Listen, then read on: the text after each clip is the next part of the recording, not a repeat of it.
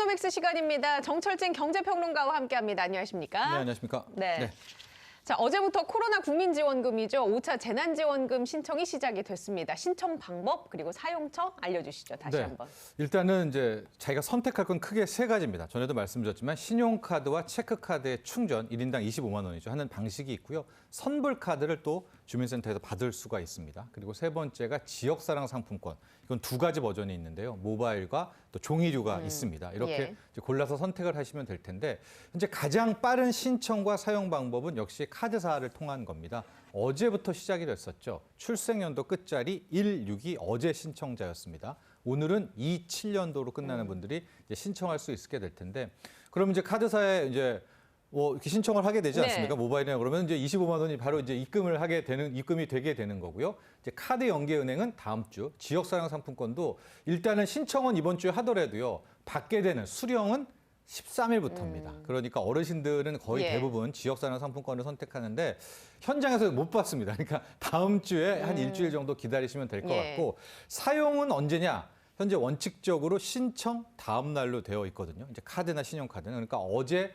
출생연도 165로 끝나신 분들은 오늘 아마 바로 이제 카드를 지역 내에서 긁으실 경우에 문자가 이제 25만 원 중에서 얼마가 소진됐습니다. 이제 이게 나오게 되는 그런 상황입니다. 명절 앞두고 쏠쏠할 것 같아요. 그렇죠. 특히 이번에는 이제 상한선 캡이 없습니다. 작년에 우리 1차 재난지원금 그때 받았을 때는 이제 100만 원으로 한도가 있지 않았었습니까? 근데 올해 같은 경우에는 가구 수에 따라서 가구 구성원이 뭐 6명이면 150만 원, 만약 10명이면 250만 원 다 수령을 할 수 있다라는 것도 있고요.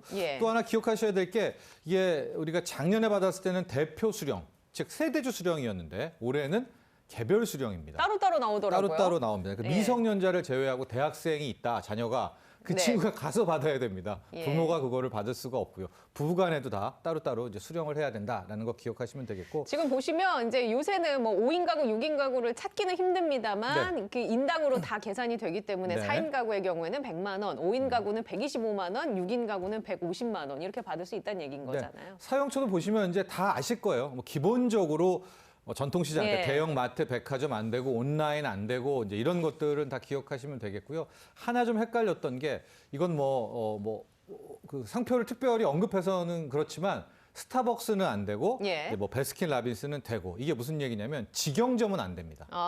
근데 스타벅스 같은 경우에는 전체 체인이 다 직영으로 운영되잖아요. 그러니까 사용이 안 되고 반면에 가맹점 프랜차이즈들은 그 한 곳 한 곳들은 소상공인 사장님들이시잖아요. 그렇기 때문에 가맹점의 프랜차이즈는 이용할 수가 있다.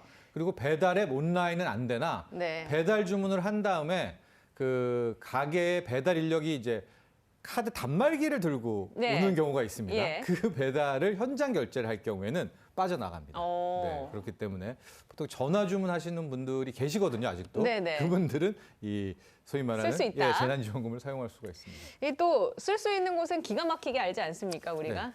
돈이 없어서 못 쓰는 거지 뭐. 그렇죠. 하고 뭐 다 이래저래 헷갈리면 지역사랑 상품권 가맹점 그것만 확인하시면 됩니다. 알겠습니다. 이렇게 재난지원금이 풀리게 되면 어떻게 보세요? 우리 경제 성장에 좀 도움이 될까요? 훈풍이 불까요? 단기적으로는 몰핀 효과가 진짜 있죠. 왜냐하면 이게 사용 한도가 기한의 한도가 있거든요. 그러니까 12월 말까지 써야 되니까 지금부터 오늘부터겠죠. 오늘부터 12월 말까지 11조가 안 쓰시는 분은 없을 테니까 국고에 환수되니까요. 다 쓰게 되니까 분명히 단기적으로는 상당한 효과가 있겠지만 좀 중기적으로 또 이제 국가적 차원에서 보면 좀 확인해야 될 게 있습니다. 이게 뭐냐면 우리가 이렇게 이전 소득을 받을 경우에는 정부나 원래 취지는 100만 원을 받았다. 그럼 100만 원을 쓰고 추가로 3, 40만 원을 더 쓰기를 원하는 거거든요.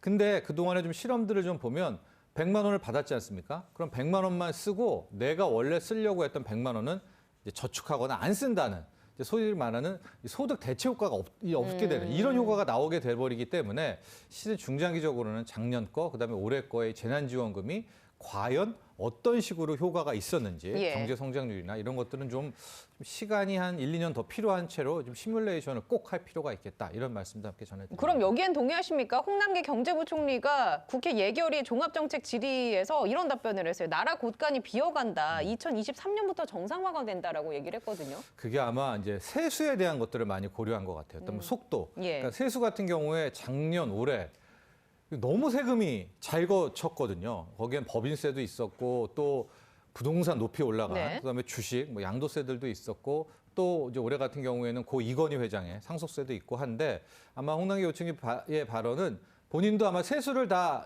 체크하고 있을 것 아니겠습니까? 그러나 이제 이런 형태의 높은 세수가 아마 예. 내년이라든가 후년부터는 꺾일 것을 아마 보고 있는 것 같아요. 그렇게 될 경우에는 세수가 부족한 상태에 최근에 빚이 빠른 속도로 올라오지 예. 않았었습니까? 그 두 개를 좀 고려한 아마 참고 뭐 고간지기 아니겠습니까? 우리나라의 그런 홍남기 의총리의 발언이었었고 이게 이번에 보면 반영이 됩니다. 이게 무슨 얘기냐면 2023년부터는 이 재정 지출이 완전히 긴축으로 돌아섭니까?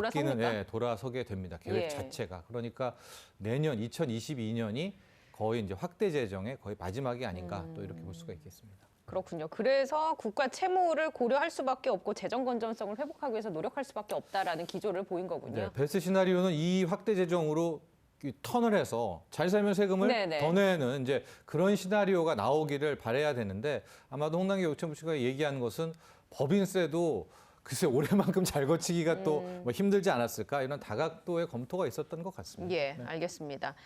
한국은행이 기준금리를 인상한다라는 소식을 지난 시간에 전해드렸는데 뭐 곧바로 시중은행들이 반응을 했습니다. 금리 인상하고 있는 것 같은데 얼마나 네. 올랐습니까? 이게 항상 안타깝죠. 이럴 때는 좀 우리는 예금 금리도 올려주기를 네. 바라는데 찔끔, 그러니까요. 진짜 찔끔 올랐는데 대출 금리 같은 경우에는 정말 많이 올랐어요. 특히 이제 가장 정부가 이건 지금 제한하고 싶었다라고 속내를 했던 게 주택담보대출 아니겠습니까?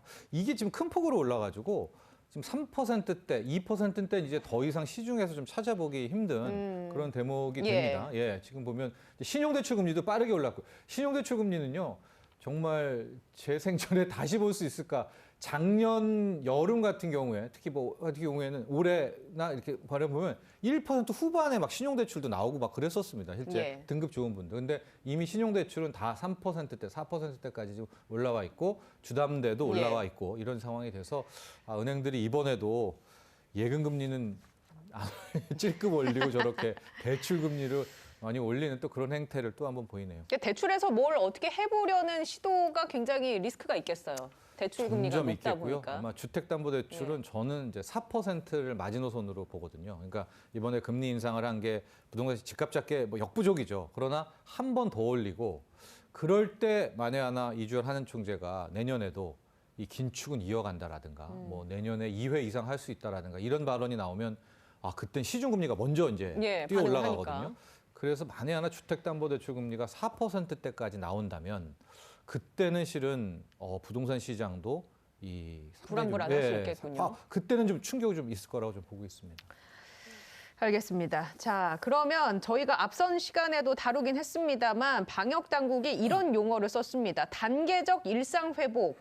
4주간의 거리 두기를 이제 지켜본 다음에 단계적으로 일상 회복을 하겠다라고 얘기했는데 경제적인 측면에서는 어떻습니까? 이런 신호들이 경제 활력을 좀 불어 넣어주고 또 특정 산업에는 좀 더 힘을 실어주고 이런 쪽으로 우리가 해석할 수 있을까요? 그렇습니다. 이제 두 가지 효과가 있겠죠. 이제 예. 첫 번째 같은 경우에는 계획을 좀 할 수가 있을 것 아니겠습니까? 새롭게 창업을 하는 분들이라든가 뭐 이렇게 시도하려는 분들은 이제 큰 틀의 타임 테이블이 좀 나오면 뭐 10월 둘째 주부터 소위 말하는 위드 코로나에 첫 발을 내딘다든가 이러면은 좀 어느 정도의 계획을 세울 수가 있는 그런 측면이 있고요. 두 번째 측면은 희망 부분이죠. 지금 뭐 자영업자분들, 소상공인분들은 탈출구가 없습니다. 이게 지금 언제 끝나냐가 완전히 뭐 정말 숨이 막힐 정도 아니겠습니까? 그런데 가령 뭐 10월부터라든가 뭐 할 때부터는 이제 시작된다라는 것들을 계획을 알려주면 어쨌든 버틸 힘이 이제 생길 수 있는 그런 두 가지 차원이라고 보고 있고요. 저는 이제 이번에 이제 오늘부터 재난지원금이 사용 가능하지 않습니까? 이게 연말까지 써야 되는데 이렇게 정부가 이제 잡은 것은 아마도 뭐 아직 명쾌하게 이야기하고 있지 않지만 방역 당국과 위드 코로나에 대한 부분. 왜냐면 이게 지금 오프라인으로 다 쓰는 거지 않습니까? 11조라는 게 다. 이제 그런 것들도 연계가 돼 있지 않을까 또 이런 조심스러운 예상을 좀 해보고요. 물론 앞서 이제 박사님도 얘기하고 섣부르게 또 했다가 다시 추가로 이제 오는 뭐 그런 것도 역효과도 분명히 있겠지만 지금은 오히려 이제 뭐라고 하죠? 임계점?